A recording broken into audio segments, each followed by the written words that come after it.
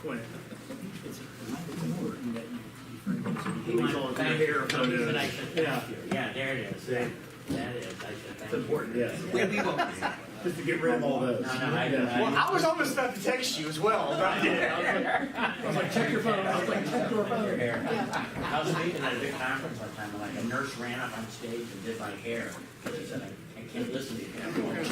Congrats. Yeah, thanks, man. Appreciate it. Appreciate it. Yeah, I'm hitting the road, man. Exactly. It's not completely accidental. That's how you know you're not. So you should have said it was on purpose. All right. Yeah, How are you? Hey, how's the office going? Oh, it's good. I don't spend a lot of time. Don't you see wait till you see the furniture we got coming and the ping pong yeah. tables, all sorts of I fun. have to get up there sometime. Ping pong table. Yeah. I'm in. Yeah. Well, if you ever, what we're trying to do at the plaza there is create a mini Bryant Park. You go to New York, Bryant Park's got ping pong tables for people to play on. Oh, yeah, okay. And places to sit, to play checkers or chess. They roll out, on certain days, they roll out like papers or books you can read. Okay. We just want to make a Is place that for people. your community institute building? Oh, yeah, it's going to really be cool inside. Now we got UWF in there pretty big. We should be full, isn't it? But everybody totally occupied. Wow. Big part of this plaza. Yeah. Like that. Plaza part. So we're very excited about that. We have, because we give it away free the space to meet. We have over 100 community groups now already scheduled to meet. Wow. In that space. So. Well, it looks like we don't quite have Rick and Dave, but we're gonna go ahead and get started. Jeremy, you're here for Rick then. You're here for Rick then. So we'll go ahead and get started. Well, good morning. Thank you for the opportunity to be here this morning. My most important part, my water. Thank you for being here. I think I do want to say we are aware of the barge problem in Bayou Chico right now, and I know that our fire department is out there responding to it. I don't have anything else I can say at this point other than I know that we're responding, and the Coast Guard's out there responding to it, so we are aware of it and working on that. But the big part about today is we obviously want to talk about the transition team. This is a team that came together about almost 100 days ago to put together a document, and we met. It was a cool November day, 27th, the first day I came into office. They immediately got to work. It's a much colder day on March 4th here when they finished working, but they put together an incredible document, and I'm glad and honored to have the opportunity to at least make some time for the chairman of that transition team to be here and at least address part of the press conference. And we will start off by just trying to certainly have the opportunity for him to speak and for us to answer any questions related to that. And then we'll after we do that, we'll have some time for other things outside of the transition report. So for right now, I would just ask that we try to take time related to the transition report, and I will let Quint Studer, who was very gracious in donating his time to being the leader of this, I'll introduce him and let him begin. Quint, thank you so much. Thank you, Mayor. Well, when the mayor first asked me to chair this, we did do some research into does it have value, because I knew it would take time, but I had no idea how much time. When I got this, I looked upon it like I would if Cleveland Clinic hired me, or Mayo Clinic, or MD Anderson, Cedars-Sinai, many of the places I've worked with over the years in helping them improve their culture and their performance. So we did not say let's look upon this like a city. We said let's look upon this like a $200+ million organization with 800 employees. So that's how we addressed it. The difference was, the unknown was the category leaders, and I want to commend Mayor Robinson for his selection of the category leaders, because these were his people that he selected based on his experience and his knowledge, and I think when you read the report, you'll find that they did an amazing job. The other disadvantage, in a way, with this is if you had a team, you would be meeting with the team, looking at their report and so on, and we really didn't do that because of the way the sunshine was. We lived all totally up to the sunshine. I did really not know what was in these individual reports specifically, except where I could hear at meetings, and I want to commend the category leaders. I thought they did a tremendous job. I also want to thank the 3 staff members, which we paid for privately, D.C. Reeves, Barbara Scott, and Walker Wilson for their work. So I would put this against any report that I have put together for any large company over the years. That's what this is. We didn't look upon, let's do a great government report. We said, let's do a great report for a company that's in the government business. Let's not create a great city government. Let's create a great organization that happens to lead and manage city government. So we were real pleased. We can answer any questions. When I read the report, I had the same reaction the mayor did. The mayor sent me a note, I think Friday night, that said, wow. And I had the same feeling when I read the report, the amount of work, and it's doable. There was nothing in there some of it's prioritization, some of it's going to cost, and you've got to figure out how to make that happen. But I don't think there was anything ultimately so unrealistic that people say, oh, we can never do that, that's impossible. I think it's all within the realm of our work in our organization. So I hope people read the report.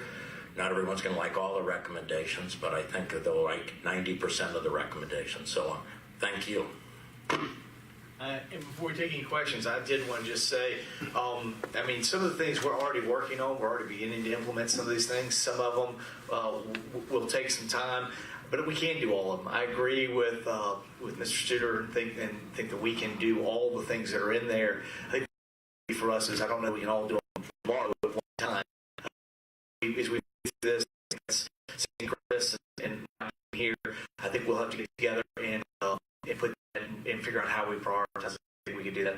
I do want to give a big thanks to the leaders, the Quentin, the 11 worked on there. I thought, we worked very hard to make sure. I thought they were very representative of Pensacola.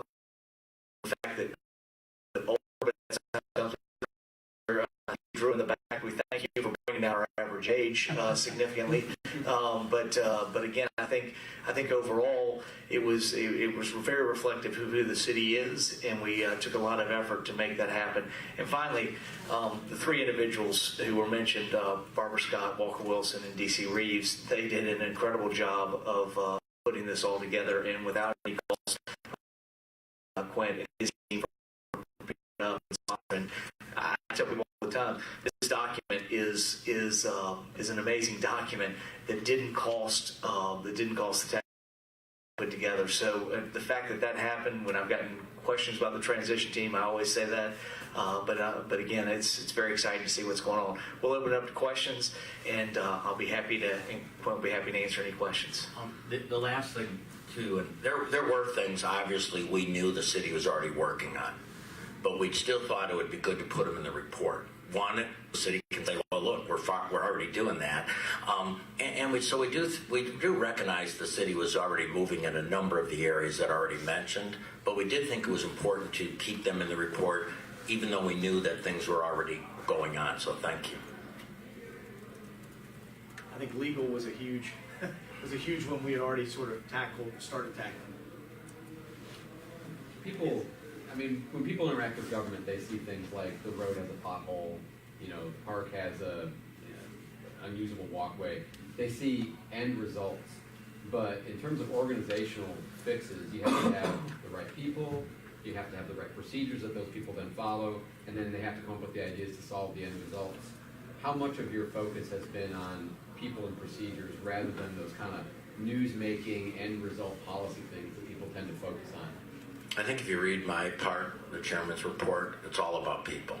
It's all about having the right mission, vision, values, the right standards of behavior. We really recommend a code of ethics for the city council.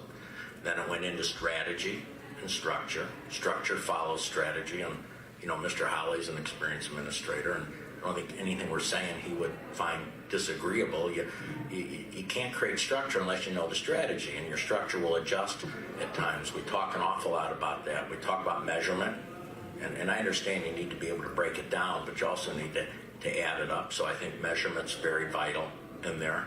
And we also talked an awful lot about Christy Tobias. If you only can read one section, read hers, because it really ties into what you say. What are the objectives? And 80% of failure, according to Heath Brothers, who have studied cultural change, is lack of clarity. So if I'm a leader and I don't know specific goals, I'm not going to meet them. If I don't know what the prioritization of my goals.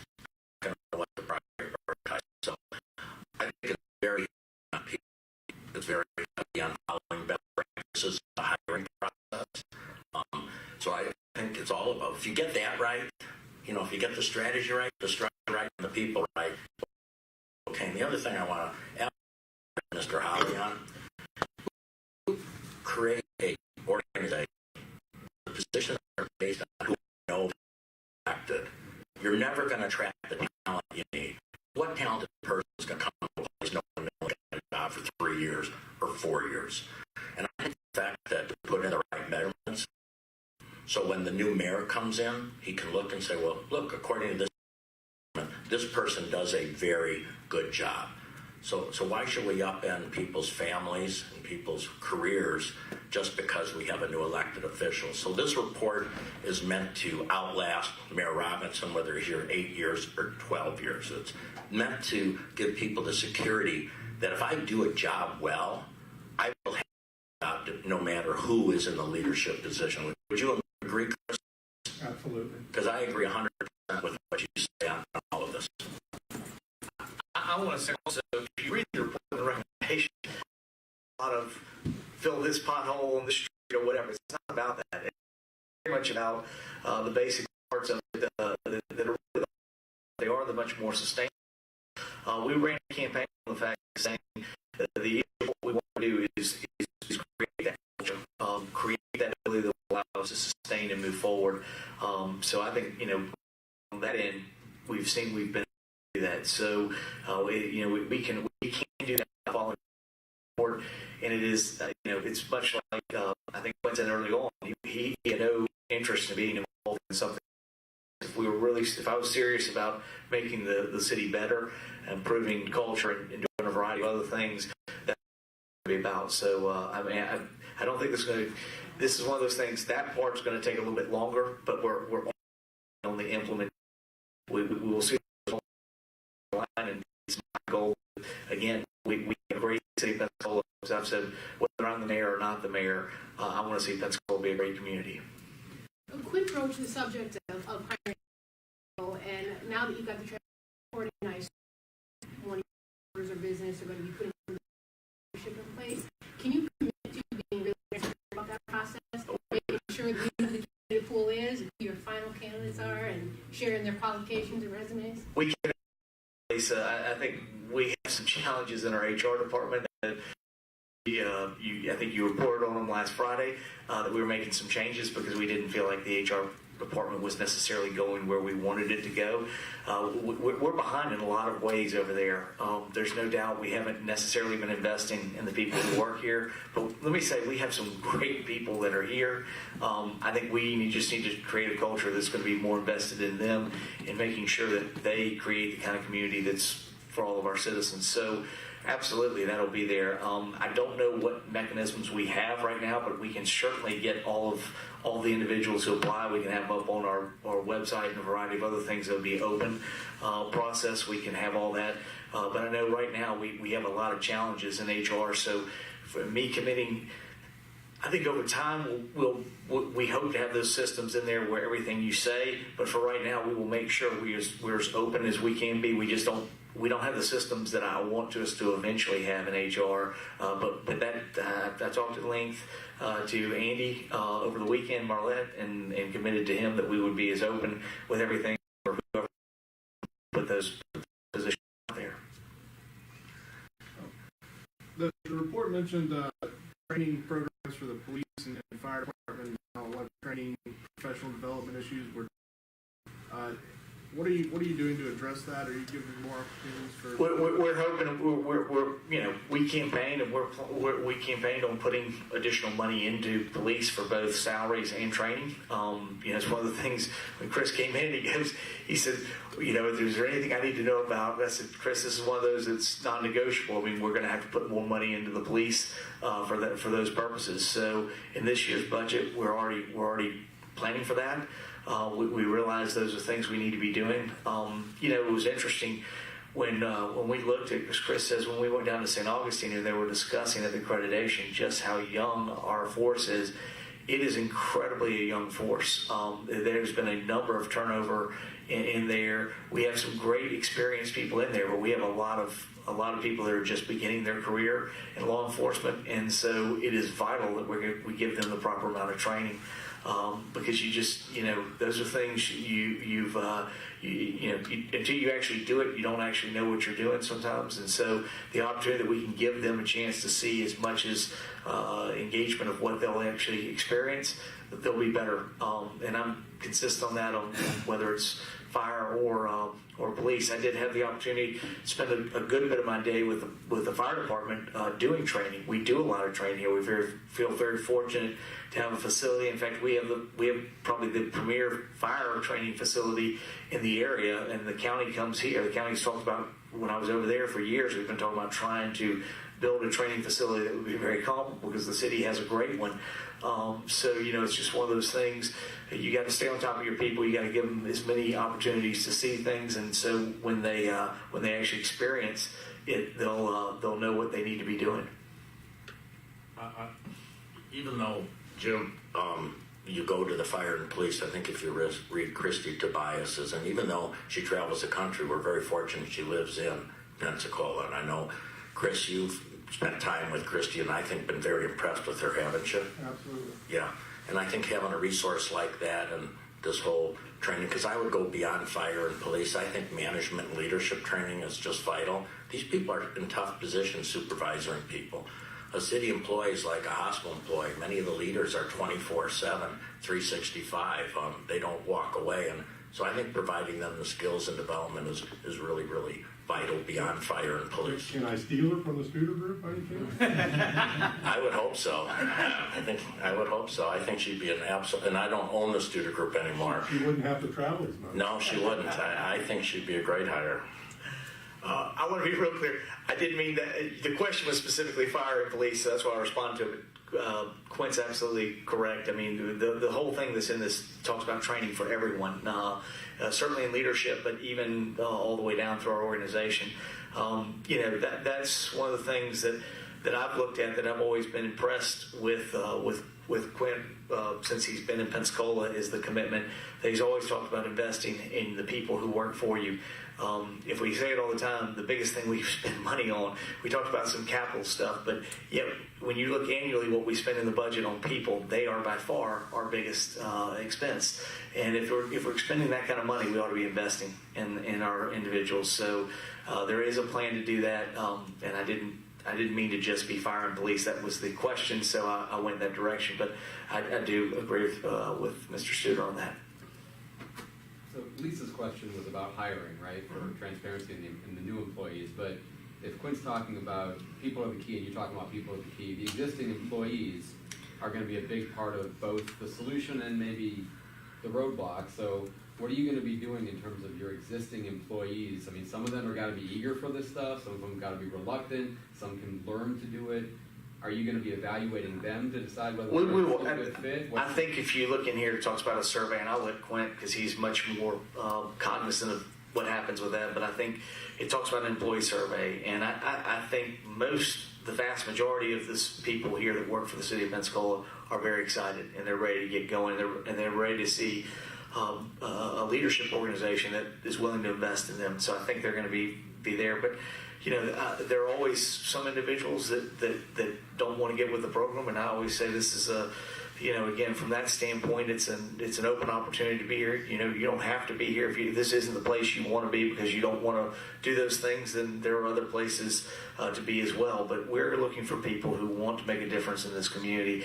I think out of the 780 people we have, it's almost 780. But if there are some individuals that aren't, that this isn't what they want to do, then we'll certainly go through that process as well and find something. But from this standpoint, that's what we're trying to do. And I'll let Quint talk about that, because that's a big part of the employee engagement survey. I think two things, Andrew. It's really difficult if the organization, and I don't think the City of Pensacola is unique. I think there's many businesses. When we go into organizations, one of the first things we do is pull the evaluations of the managers. And we'll find that every manager has a great evaluation. Doesn't mean they're performing well. but sometimes it doesn't have good measurement. I haven't pulled your organization's leadership evaluation tool, but I would think many times they lack very clear objective measurement and they lack prioritization. So the first step is to make sure the leaders have a clear understanding, a clarity of what they're meant to accomplish. So I think that's really vital. And then you can say, well, how have you been doing it? How you measure it? Chris is an experienced administrator. He'll be able to figure this out, I think, quite quickly. But I also think you have a drawback if you feel that training and development hasn't been there. And again, I don't think we're the outlier. My company, we work with Fort Walton right now. We've been doing supervisor training there for the last 2 years, Studer Community Institute. It's very common in government to sometimes not invest in that skill development, and I think that's really important in Pensacola. And the last part, the employee engagement survey. The employee engagement survey is really meant to give the employees, as you read in my report or Christy's report, input into am I kept informed of decision making? Do I get feedback on my performance? Do I feel good about the strategic direction of the organization? Am I rewarded and recognized when I do a good job? Do I have the tools and equipment that I need to perform well? Do the systems work in place? That will give them, the city, a real good bottom line, and then they'll be able to find many, many bright spots. Again, the Heath brothers in their book, Switch When Change is Hard, talk about bright spots. There'll be people in the City of Pensacola administration that will have unbelievably good employee engagement in the same community with the same everything else. We have to figure out what they do, which then lays the foundation for your training and your development. And so I commend Mr. Holly. I commend Mayor Robinson for doing this. I understand mid-April it's going to roll out right now. But I think as the community, I will warn you, if you take this report then and look at retribution, that's not what this is about.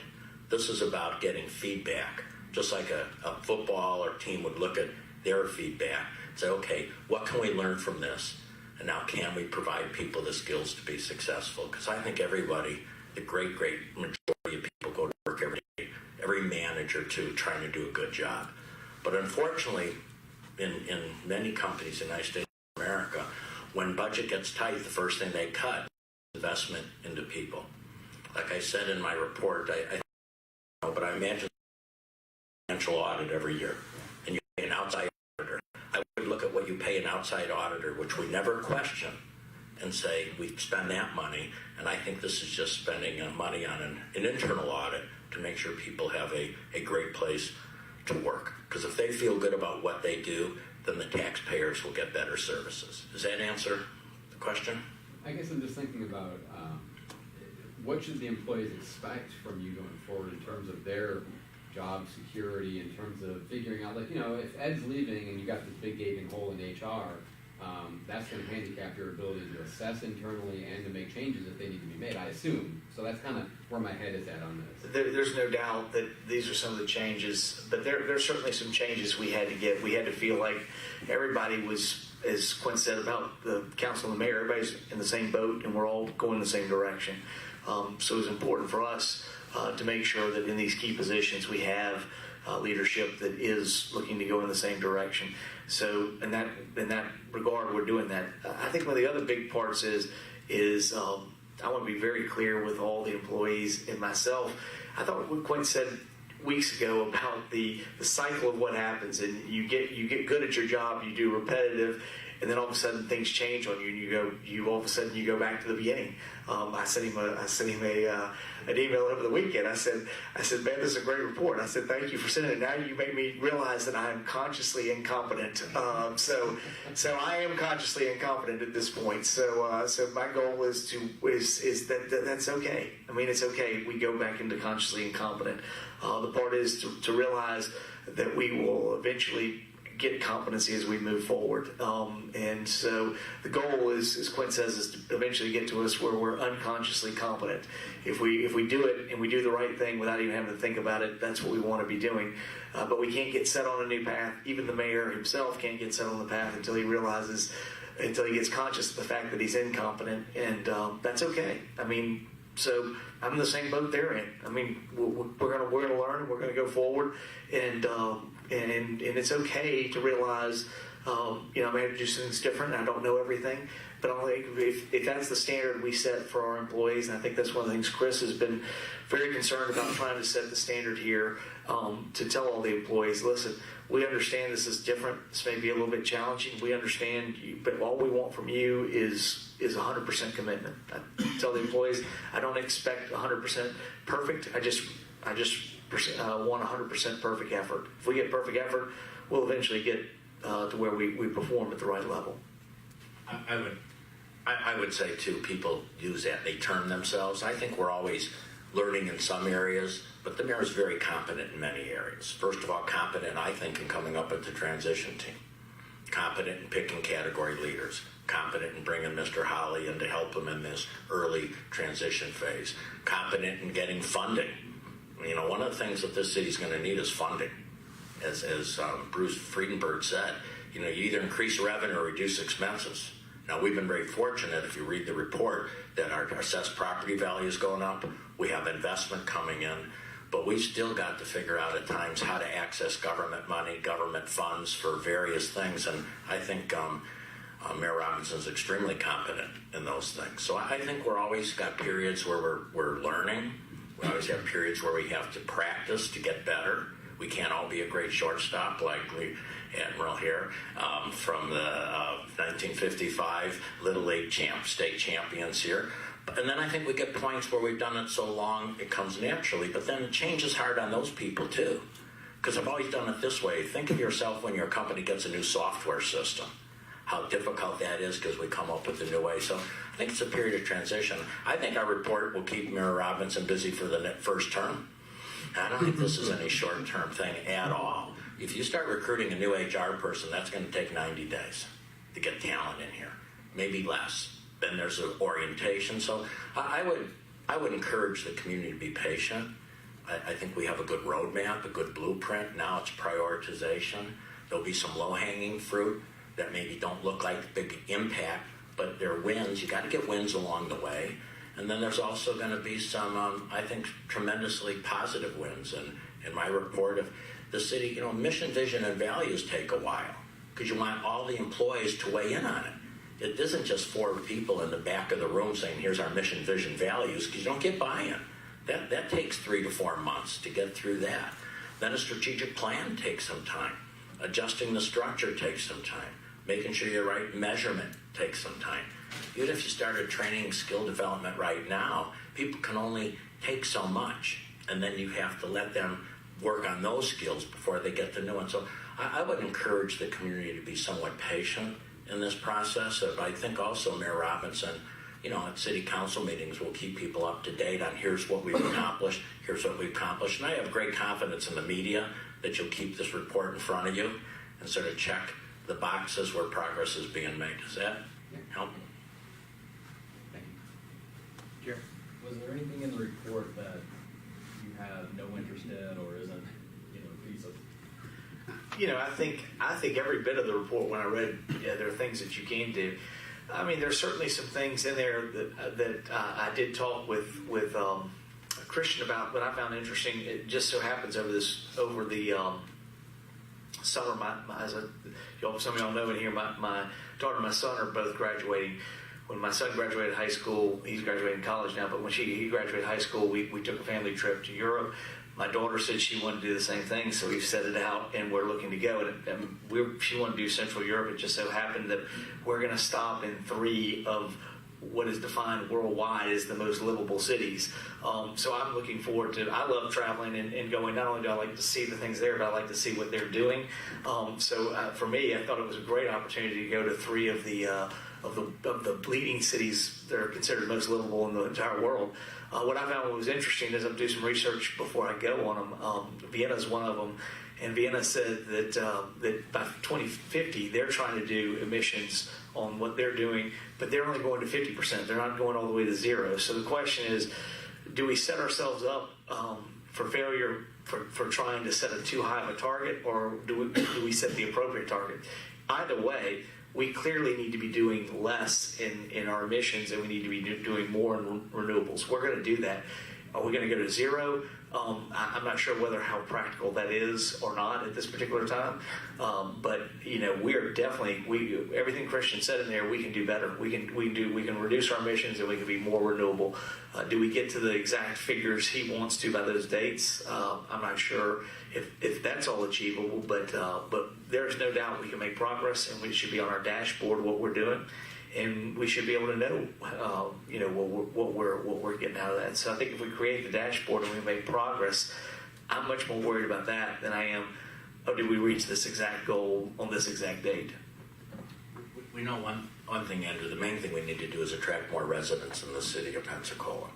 And the good news is, if you read the report, you'll see that some years back, Pensacola went almost below 50,000 citizens, up from 58 at one time.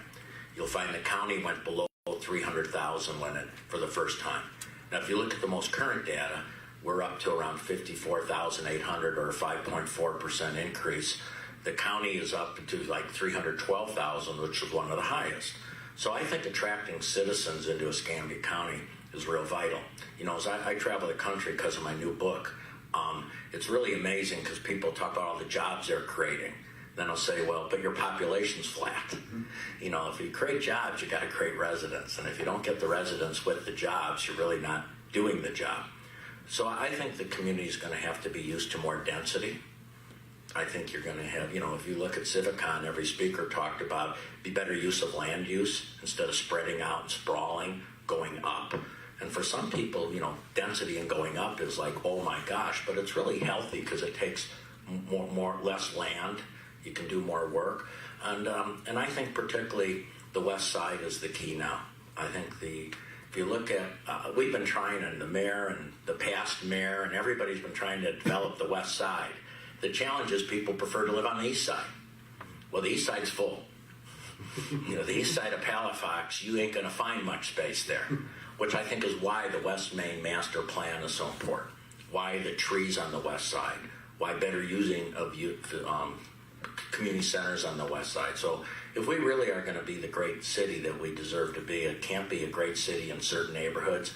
It has to be a great city in all neighborhoods. And I think that's really vital, and I think Brian has found that out. I love the fact that the mayor's committed to the covenant for the community, which means 70% of all jobs and using government money go to local people, and I think that's really vital. And we are planning to bring that. We should see that in April. It was one of the things we would have liked to have brought a little bit earlier, but we had to get legal counsel, and we waited. Susan didn't start, and we got a lot of things on Susan's plate right now. She's really busy in the first month she's been here, but that's one of the things we've been asking her to work on, and we're hoping to bring it forward. Covenant, we've been moving on that. We think it's vital to where we go.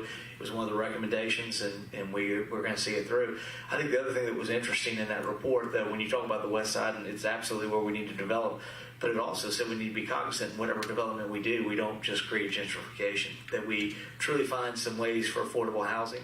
I know those are things I've been working with Commissioner May on. How do we ensure that it's there? How do we take care of some of those things to make sure there are opportunities for everyone to participate and it's inclusive? So that's just as much a part of this as well. So we're going to make that a part of it.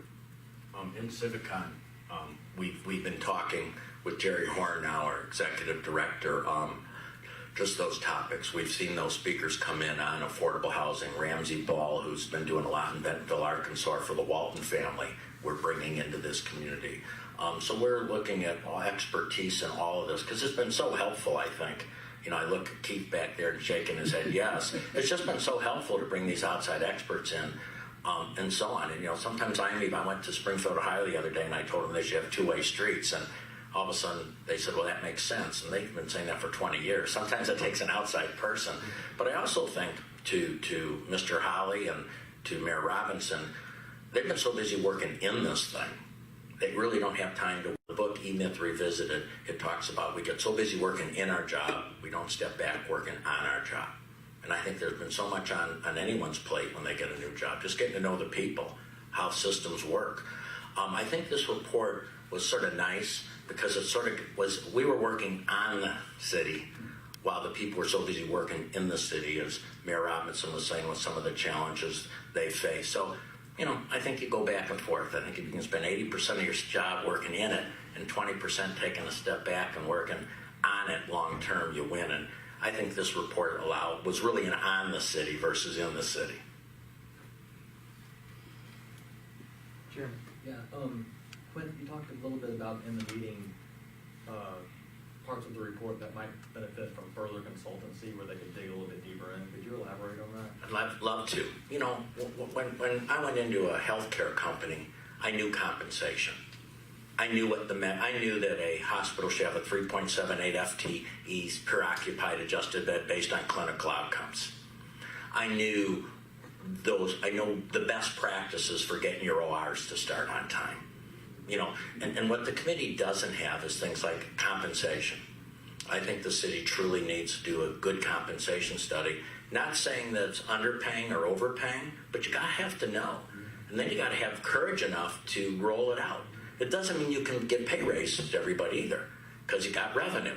But at least people should know where you're at. So I think compensation would be one. Productivity, and Chris probably has access to this, but remember, we tried not to bother administration as much as possible. So Mr. Holly probably has access to these types of things, or Mr. Wilkins or so on, but productivity measures. So like I mentioned, how many FTEs do you need for this type of population? How many police officers should there be for this type of city with this type of mileage? And what should it be? So I think productivity is an area that could use somebody from the outside coming in and digging, because everybody thinks they need more staff. If only I had more people, life would be good. Well, that's not always true. So the next part, I think, would be processes. What are the best processes in place for permitting? What are those best practices? So I think things like compensation, productivity, and best practices were an area that we were limited in because of our lack of experience in government operations. I just want to say on one thing. I want to compliment some of our staff. I know Jonathan Bilbrey, who's been here in inspections. The recommendation talks about new software system and compatibility with Escambia County. He is already moving us to move into the same software program that the county has, that Tim Tolbert brought over to the county, which was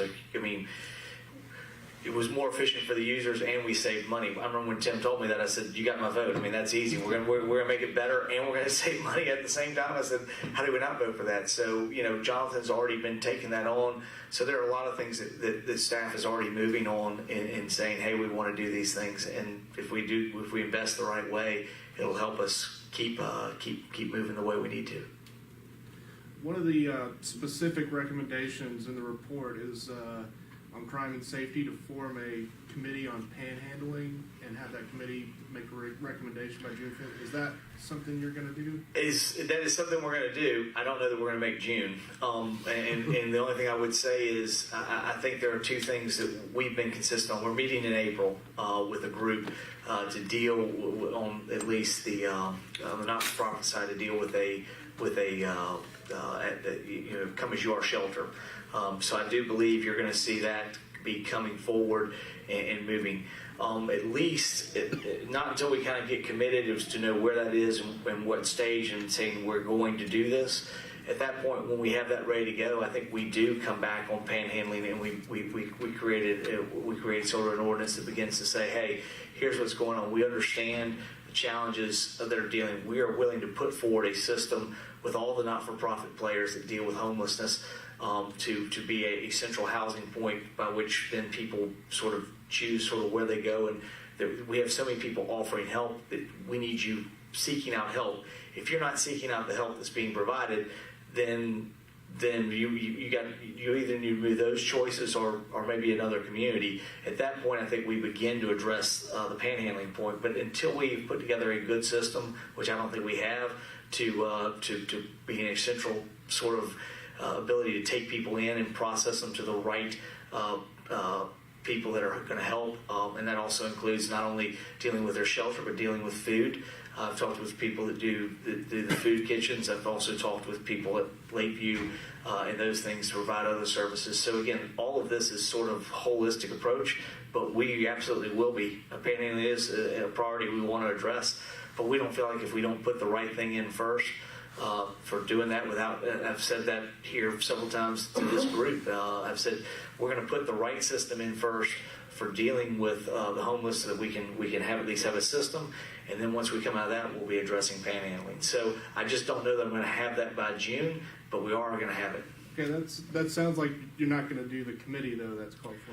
I think what she was referencing in there was the committee we are doing a committee that's going to be looking at the homelessness.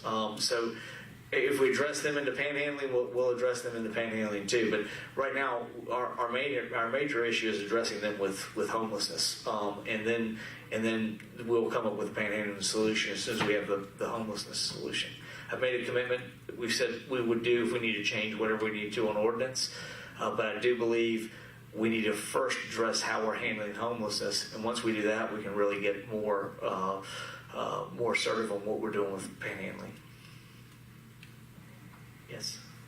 On the homelessness, and this is going to sound a little bit contrary, but doesn't hear me. So there's always been nonprofits and community groups that work on this issue, and the city has tried to coordinate that before. So aside from the Come As You Are shelter, how will this effort be different? And then also, why should people not view this as just backwards engineering a legal defense to address panhandling with punitive measures? I think one of the challenges is if we don't address dealing with how we're taking care of our homelessness, we're going to find ourselves in court with a variety of things. At least if we go to court and we have a defense that says, hey, we are taking care of our homeless, this is where we're addressing it, and we ask if you are homeless in this community that you go through this process by which we try to help you. I believe there are some individuals who are homeless that simply are not concerned one way or the other. I think most of the individuals do want to figure out a way out, want to figure out how to do help. If you didn't have that, you wouldn't be having Pathways for Change to help people deal with substance. You wouldn't have Waterfront Mission to begin to give people skills and ability to redirect their lives. You wouldn't have these other organizations that are doing it. So I think if we put that together, is it going to be 100% effective on every single person? No. At that point, we say, if you want to come to this community, and you are, we want to help you. But we want to help you through the ways we go through. Panhandling is not going to be on that. But I think if we address panhandling without addressing homelessness first, we'll get back to where we were in court before, and it won't be productive for either us or any of the citizens. Do you think these measures would engage some sort of freedom of speech argument? It would be much harder for us, much easier for us to deal with the courts if we have a system in there.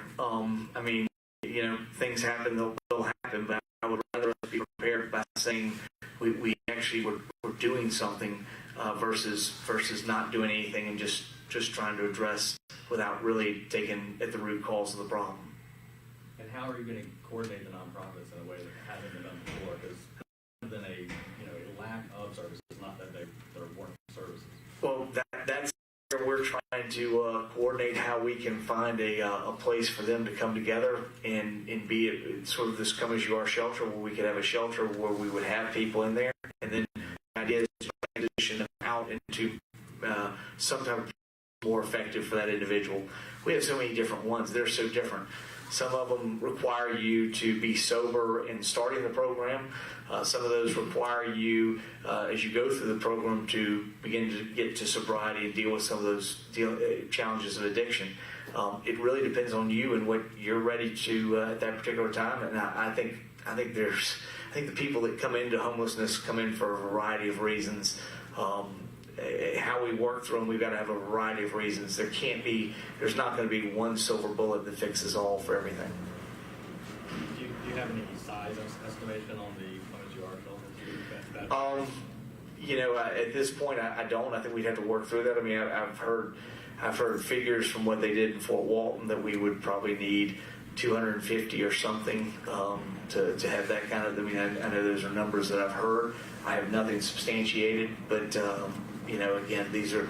That's why we want to meet with the groups and begin to see if this is something that we want to do. And I know when I've been meeting with Commissioner May, we hoped to do this in March, but I'm traveling in March some, and he's traveling in March, and so we just couldn't find a time in March. So we went to April when we were going to be able to do it. Yes. You mentioned prioritization. Certainly there are going to be things you want to do in every area of the report, but I'm thinking of some of the statistics that Drew touched on that were pretty dire, where people are being killed and injured. So what's that prioritization process going to look like in to tackle those areas first?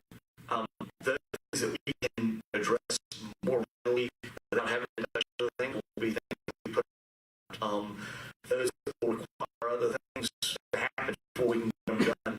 We will later. Last week we came in here and we were going to do complete streets. Now I hated to get a little bit ahead of the but just I thought we had some things. If we're going to do it, we need. I think it was very clear. The mayor is the captain of the team. It's his job to be the overall, and then to work with the council members to go the same direction. Not faulting council members, but we had a point in early February where they were starting to say, "I want this road, I want that road," and we were going to go down a mess where we were wasting money on individual roads without doing a holistic approach. So I did ask a couple of members if they could hold off. I made a commitment that we would do it. We came here to the last meeting. We said this is what we're going to do. We're going to make complete streets a priority. We're going to hire somebody that's going to deal with helping to solve some of these issues. So we came forward and said we're going to do that. We're already in that process right now of trying to write out a description for the job and get it advertised and move forward on it. So there are things we're already saying we're going to do. But there are certainly some things in there we want to do. We want to take care of the panhandling. I do think there's going to be a step before we can just go straight to panhandling, which may push us beyond June of 19. But we're going to address it. I mean, it's one of those things we agree.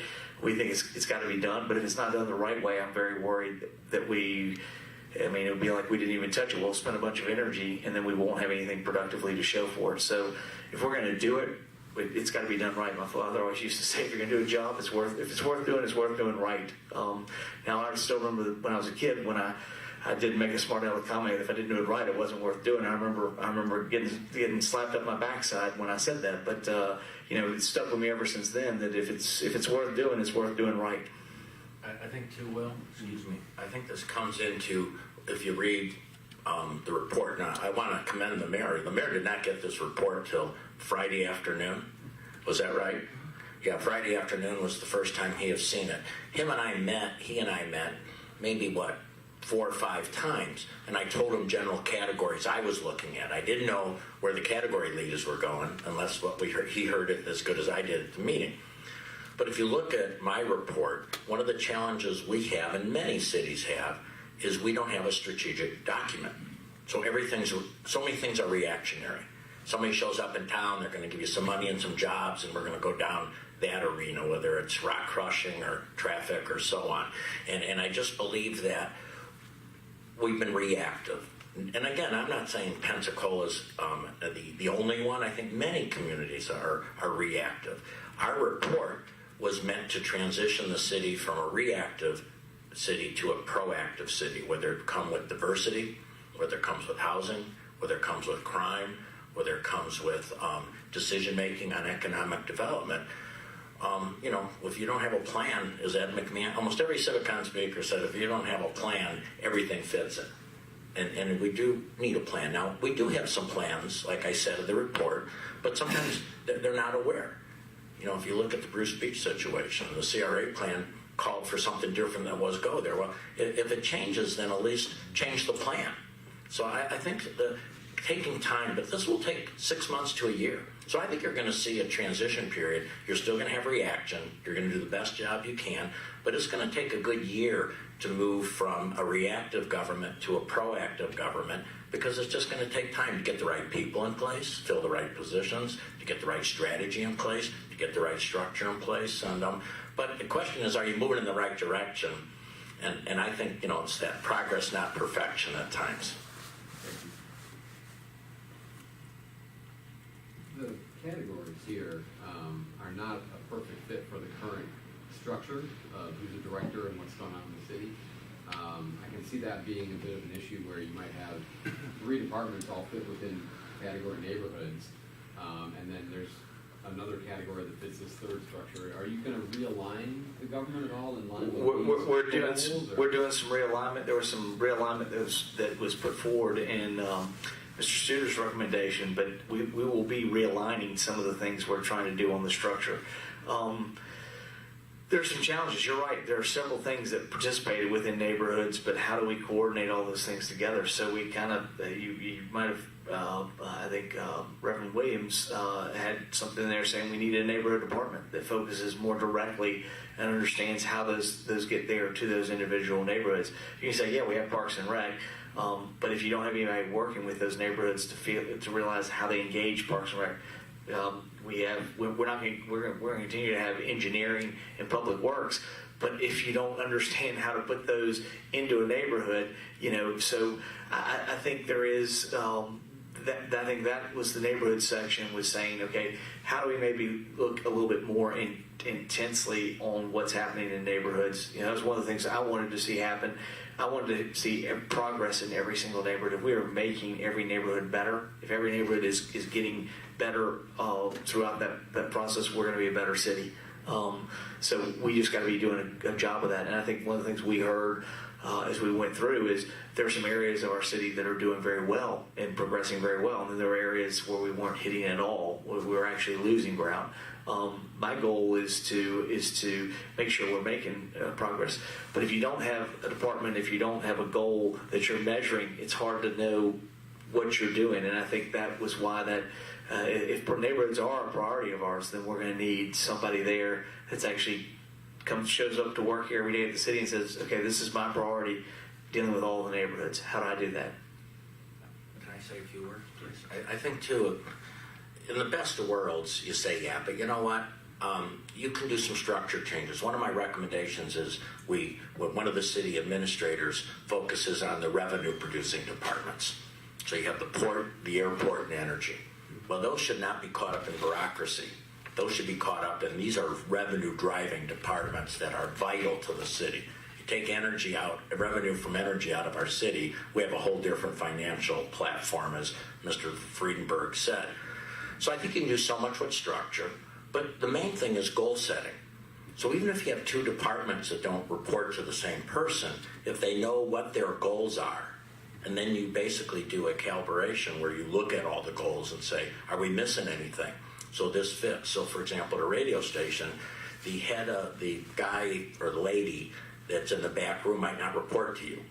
But if you know their goals, then their goals are feeding you. So I think there's so much you can do with structure, but I think the main thing is get clear prioritization and clear objective measurement for every manager so they know what they're supposed to do every day with the weighting and then with the skill development. So I think you solve so much with structure, then you solve the rest of it with clarity of goals. I want to be. I think one of the things, when they said, "What do you want to do? Why are you running for mayor?" And I think Pensacola, I kept saying, I think it can do there can be different. I've done government for a while. I've done private sector. I've done small business. And the question always is, well, can it run like a business? I think there are things where it can work like a business. I think much of the things that were talked about structurally work well with that. I think the challenge is sometimes where government breaks down with business is we're mission driven as opposed to profit driven. Doesn't mean we shouldn't be thinking about what things cost one way or the other, but the ultimate goal for us is mission, not necessarily profit. So again, those are the things I think we can do. But I'm so thankful for Mr. Studer and Chairman putting this on, and I think really, I'm just grateful that he's here in the city, that he's brought these things to the attention, because there are things I thought that we could do for a long time, and it is how do we get focused on the culture and what we do. We can create that, whether you're public sector or private sector, we can create good culture, we can create good things that are there. Not everything will translate over, but there are some things that absolutely do translate over, and if we can do that and we can make that effectively happen, I think it will make us a better community in the long run. Well, if that's it, Quint, you answered all their questions. Thank you very much. Thank you. Fun to do this. No, thank you.